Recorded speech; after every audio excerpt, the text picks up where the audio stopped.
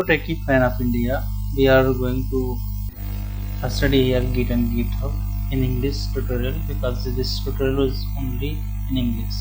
The person who is from another language, they can also get its benefit, they can understand the English from here.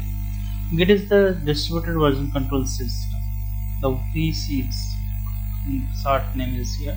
Used to down is, so we are going towards the Git step by step. This logo, and in the same way, Git is a free and open source distributed version control system. So you can come down and come to here. If you are having the Windows, then you can click here and you can move away towards the download.